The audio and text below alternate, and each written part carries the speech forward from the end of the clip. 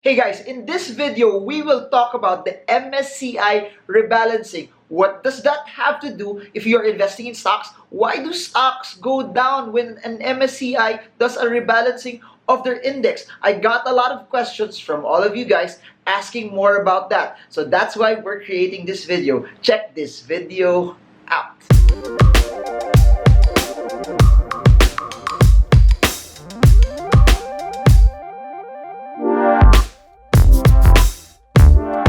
Hi everyone, this is Marvin. If you're new to this channel, please subscribe. I create daily videos about the stock market with one goal in mind, to give you the right foundation on how you can trade and win in the markets. So we just hit 50,000 subscribers. Thank you so much to those who have been with us from the start, to those who are joining us. Please subscribe and hit the bell so you get updated every time I create new content about the stock market. So hey guys, over the past few days, I got a lot of messages asking me what's happening to DMCI, what's happening to AGI, why did those stocks start to drop? So this brings me to what our topic is also for the day. Please remember, DMCI and AGI also went down primarily because the MSCI started to rebalance. For those who don't know what MSCI means, MSCI basically means Morgan Stanley Capital International. So basically, it's this. MSCI tracks stocks and bunches them out into indices. So they have different indices. The Philippines is under the MSCI Emerging Market Index. It has other countries out there that are emerging. Like I think Argentina's there, South Africa is there as well. Then you have India there as well. You have different stocks that are considered developing. You have countries that are considered still emerging, not part of the developed world yet, not part of the US, the Canadas, the UKs, and other countries in the world where the economy is somehow stable already, somehow mature already. But a lot of investors from different parts of the world actually want to look at our part of the world, actually want emerging countries. Why? Because it gives them also a certain level of upside. And why do people also invest in it? It's not just about the upside that they could possibly get, but they are also in it because, alam mo yun, there's a sense, no, there's an ability for them to, if they're just primarily invested in the US, they're just primarily invested in the UK or in Canada or in Australia, it gives them an ability also to diversify and get out and stay away also and diversify into other markets that are different from where they are. So you have to get the context that a lot of people just follow what the MSCI is tracking because it gives them already instant diversification to all of the stocks that are inside the fund. So basically, MSCI works as an index. As you all know, the PSCI is also an index following 30 companies inside the Philippine Stock Exchange. For MSCI, it's a broad base of companies, it's a broad base of stocks based on what they are tracking, based on the countries that they are tracking as well. So it's not also equally weighted. They have certain weights per country and per company that they have listed there. So why am I saying this? One of the reasons why DMCI, one of the reasons why AGI was down, it was pretty much because MSCI did a rebalancing. So what happens when MSCI does a rebalancing? Similar to the PSCI, at a certain point, at a certain juncture, they would have to reevaluate the indices that they are tracking. What does that mean?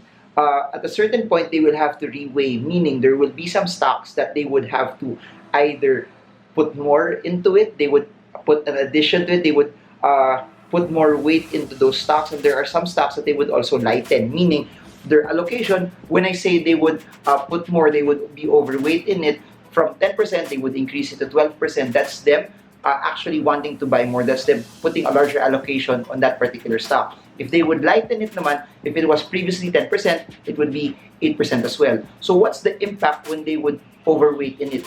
You have to remember this. There are a lot of ETFs that primarily follow specifically what the MSCI it has in its basket. So meaning ETF, exchange traded funds, when the MSCI will lighten up on a certain stock, all of those funds would have to follow. And when they follow, for them to lighten up, they would have to sell. They would have to either take profits or take some of the losses as well. So when they would sell, more sellers bring the prices down.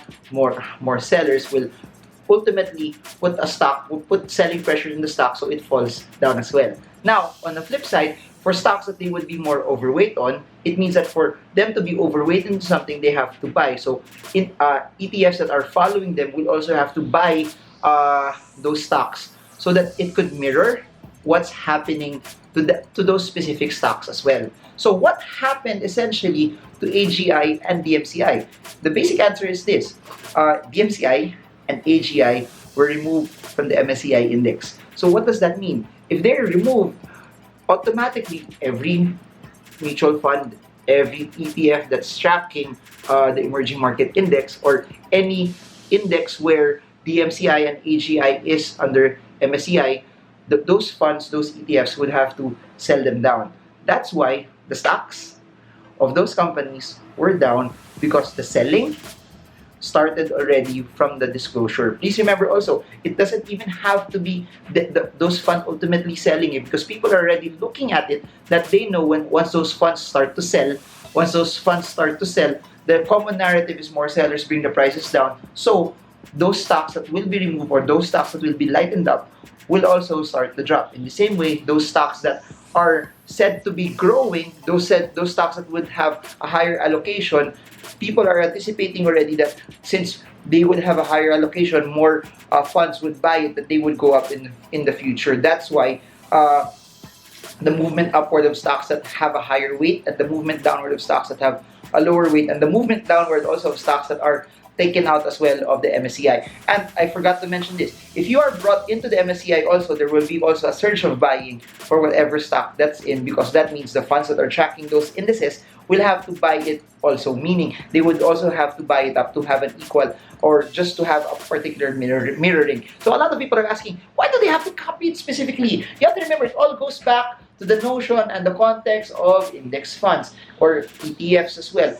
ETFs, index funds, have to follow and exactly mirror what the stocks of that particular index is. So they actually have no choice, because it's part of the prospectus, it's part of the narrative of those funds to copy it. So meaning, selling this, they would also have to sell, but being overweight in this, they also have to buy. Now, the biggest question there is this: should you be concerned that DMCI and AGI was taken out? Please remember, the big drop, 5-6% of those drops of those stocks also in general, does not mean that there's a change in the fundamentals of the company. I repeat, it does not mean that there's a change in the fundamentals of the company. For those who attended our fundamental analysis sessions, please remember this: that movement is something that's externally driven. That movement brings the prices down, but it does not change the value of the company. It changes perception for the short term, but please remember this: ultimately, it's how good the company is that will bring it up. Let me give you an example.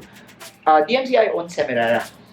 Semirara, as of their last disclosure, if I remember the details correctly, I think they earned around 200+% for the third quarter this year. So automatic, just because of that, DMCI should actually earn more, being the company that holds a lot of shares of Semirara as well. So how Semirara earns, DMCI gets affected. So I think DMCI's earnings for the third quarter could be above the 20+%, just given the disclosure of Semirara that they earned that much as well. So that being said, please remember this: every time there's a negative movement, just because of the MSCI rebalancing, it does not mean that there's something wrong with the stock. You always have to trigger, and you always have to go back with the fundamentals of the company, because it's the fundamentals of the company that will dictate whether you should buy it or not. So I'll say this: a stock drops, because please remember, it also doesn't have to be just purely the MSCI. It could be any trigger externally in the global markets, or it can be any trigger from the local markets that could cause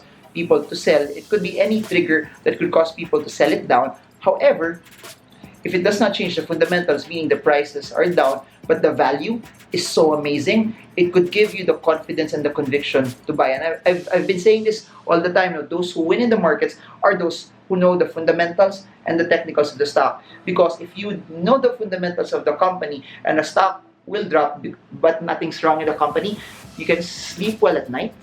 You can be confident, and you don't have to panic. You can just sit on your position and just stay there. But if you have cash, it will also give you the conviction to add some more. So Why am I saying this, and what is this video for? For sure, over the next few years, over the next few months, there will be more rebalancings of MSCI. They will buy some stocks up, they will be overweight with some stocks, they will lighten up on some stocks, and they will take out some stocks also from the index as well. That being said, when that happens, I want you to focus on what's the trigger. If it's just merely that and the value does not change, then it becomes a buying signal. On the flip side also, just to balance things out, if MSCI adds something to their index but the fundamentals of the company is not so good, it means the prices may go up but the value is still ugly, it's not so good, you can also avoid it because ultimately it has to be based on you, based on your own technique, based on your own narrative on why you should buy those stocks as well. So I hope I answered this question. Please just send in your questions regardless of what it may be, and I'll just make video upon video upon video upon video on this. I don't know if you like this new white backdrop, but I'm gonna do more of this studio type white backdrop over the next few, I guess for the next iterations of the videos that I'm doing as well. And there, just a quick plug also, last two events for the year. If you are from Manila and you want to know more about how you can trade the markets with confidence, I have a link in the description, and also if you want to, or you can just comment Manila and I'll send you the link also, but it's called Stock Smarts Manila, where we talk about the technicals and the fundamentals of the company. I will teach you on how I pick stocks and how I use technical analysis to time it, because that's all I want. I know that you guys are learning via YouTube, but for those that want to learn via a classroom setting, for those who want to ask questions directly, and for those who want to meet people and want to know the nitty-gritty of it, it will be November 23, 24, then we will spill over through December. 4 sessions of technical analysis, 3 sessions of fundamental analysis, and we will end the year with the top stocks for 2020, where I invite different guests as well. So that's for Manila. That will be my last event in Manila for 2019. Then in November 30, I will be in Davao along with other speakers. Carl D, you've seen them in the vlogs. Ramon King, Rex Mendoza, Anak Quisha, Randall Chongson, they're all part of the vlog. We will be together in SMX Lanang in Davao City as well. So that's basically it. Nothing to be worried about when stocks drop because of MSCI rebalancing, because it does not change the value, it only changes pressure. It just adds pressure to the movement of the stock downward. So that's it for now. Marvin Gurmo, I hope this video helps you trade well, trade strong, trade smart. See you all again soon, guys, and God bless you all.